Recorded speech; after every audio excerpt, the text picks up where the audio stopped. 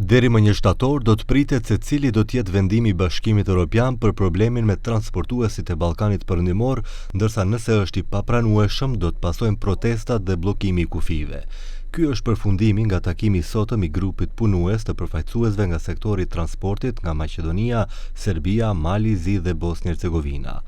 Biljana Muratovska nga Makam Trans tha se pas përfundimit të protestës, e cila u mbajt në janar, kishin marrë premtim nga BE-ja se do të ketë plotësim të strategjisë së vizave, por kjo nuk po respektohet.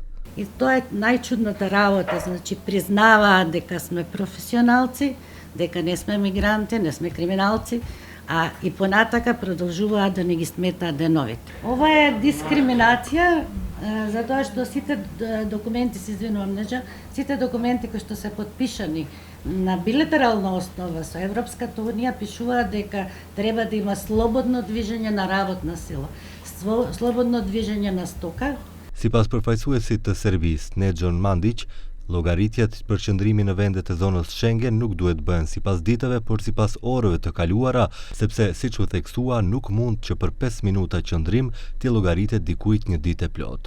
Ai thotë se një pjesë e transportuesve tashmë nuk duan të udhtojnë dhe të kalojnë kufit nga frika se do të deportohen dhe gjobiten. Tražimo svojih 90 punih dana i ako Evropska komisija prihvati da nam broji pune dane, odnosno izraženo kroz sate, minute pa i da kažemo sekunde, onda je problem rešen. Nëse nuk arrihet marrëveshje me BE-n dhe nuk gjendet në një zgjidhje nga shtatori, transportuesit nga rajoni kërcënojnë me bllokim të plot të pikave kufitare, ndërsa është e mundur që protestat të radikalizohen. Ukoliko dođe do protesta, prethodne proteste smo prekinuli uz obećanja. Ovaj put, ukoliko budemo stjerani u zid i izađemo na granice, nećemo se povući do konkretnog rješenja, odnosno do implementacije rješenja.